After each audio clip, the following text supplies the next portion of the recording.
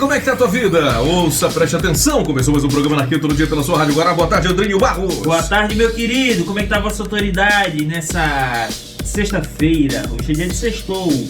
Hoje é dia de comemorar os 70 anos da televisão brasileira. A televisão brasileira que já começou de um jeito maluco, que já começou de um jeito bizarro, porque ela começou com aparelhos contrabandeados por Assis Chateaubriand Madeira de Mello. O livro é... verdade, o, é verdade. O livro é de Fernando Moraes, que fala da Assis Chateaubriand, que é a época... Hoje, né, os diários associados não estão muito bem nas pernas. Aqui no Maranhão tem o Imparcial, tem o Correio Brasiliense, que também é uma força, tem a Rádio Tupi do Rio de Janeiro, né? Mas nós temos a primeira televisão por parte dos diários associados. E a TV Tupi, ela começou de jeito louco.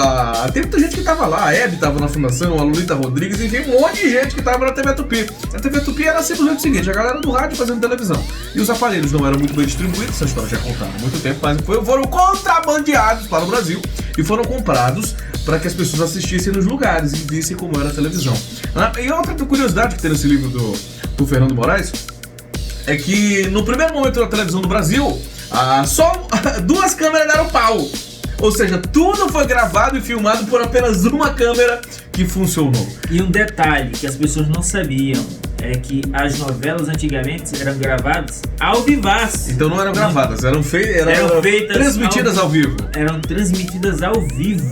E o maluco, já viu a responsa do ator? É igualzinho teatro, né? Era igualzinho teatro. Aí, por isso que antigamente falavam as dálias. Porque eram os papeizinhos com a fala, pro cara não esquecer, que ficavam atrás do vaso, que ficavam na mão do cara, entendeu? Sempre tinha um lugarzinho onde ele escondia a fala dele escrita pra ele poder consultar.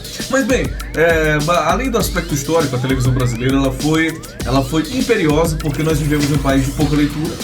O povo não gosta de ler, né? Eu não gosto de ler. Os livros são caros.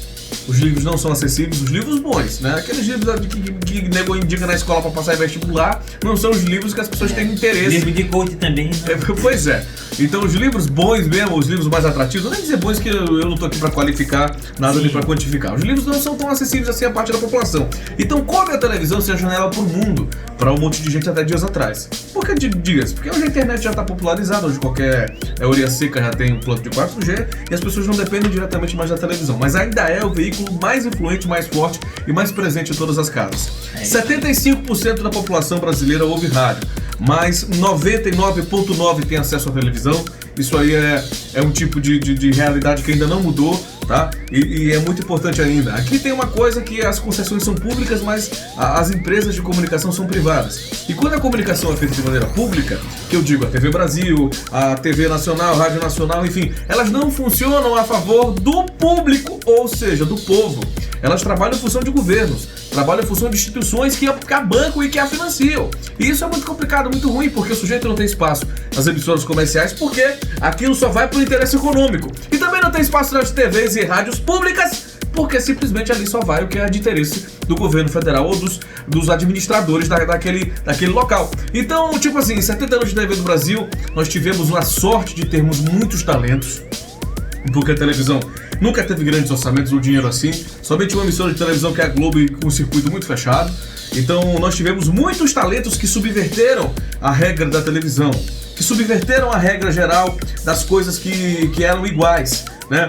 Vários comunicadores que conseguiram com estilo próprio mostrar ao Brasil o que é o Brasil, que mostraram ao sulista o que é o Nordeste, que mostraram para o nordestino o que é o mato-grossense, o que é o pantaneiro, que mostraram para quem é da região amazônica o que é o gaúcho. Então a televisão ela serviu para isso, para integrar os povos e para mostrar de fato que cara tem, que identidade tem o Brasil. Influenciou na música com os grandes festivais no começo pela emissora Record, influenciou na história da Carmen Miranda para ser a imagem do Brasil no mundo inteiro, influenciou também no futebol, no esporte. O que seria do esporte? O futebol não seria a paixão nacional se nós não tivéssemos os narradores esportivos, as transmissões do rádio e principalmente da televisão. Pelé deve ser o ídolo que é hoje se não fossem as transmissões de TV da Copa da época, ou muito menos os mitos que nós criamos hoje não seriam o que são se não fossem a TV. Isto é... Qual mito que tu tá falando? Eu tô falando do Pelé, eu tô falando desse maluco. Esse maluco é outro que surgiu de um programa de televisão do mundo, né? Super Pop. Mas não tô falando desse não. Não tô falando desse não, eu tô falando da televisão brasileira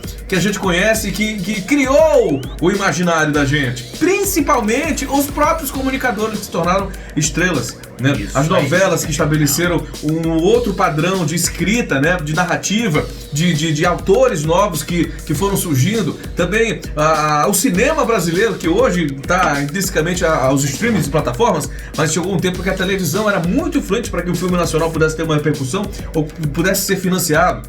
Então, 70 anos de televisão no Brasil tem muita história para contar. E eu queria também falar com relação a algumas mudanças recentes que nós temos observado, a política voltando, a tona de forma tão evidente assim entre emissoras assumindo lados partidários, assumindo posicionamentos, defendendo, tirando, a Taça Libertadores da América que acabou indo pro SBT, né? Sendo que isso rememora muitos anos 90, quando o Brasil tinha uma emissora de televisão que era financiada pelo crime, que era a Rede OM, que era financiada pelo Fernando Collor de Mello e o PC Farias. Tomaram a Libertadores na época, contrataram o Galvão Bueno e não deu certo. Tomara que com o SBT dê certo, que isso não seja o dinheiro lá do ministro da Comunicação, que é o sobrinho o genro do Silvio Santos, que é o Fábio Faria. Tomara que não seja isso, não pegue o mesmo caminho que aconteceu nos anos 90.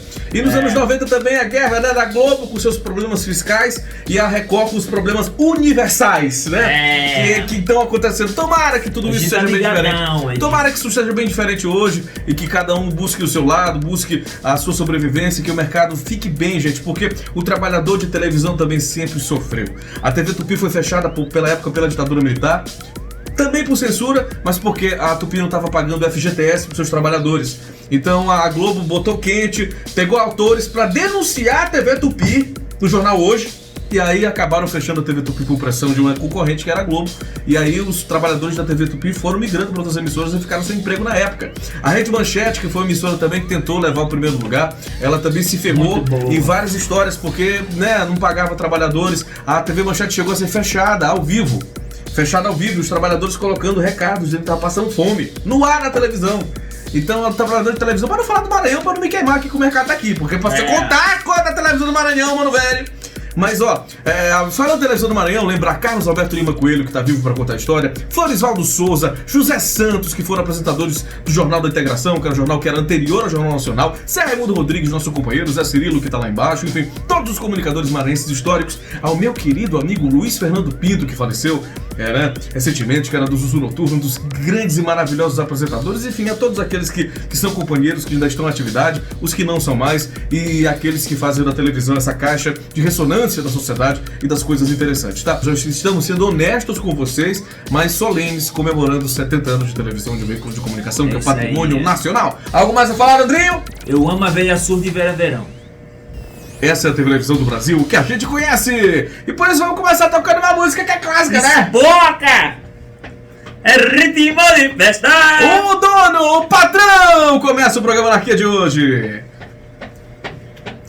Detalhe, isso aqui é uma fita de 1994 do próprio Silvio cantando as suas canções com as colegas de trabalho! Olha o avião! É ritmo de festa!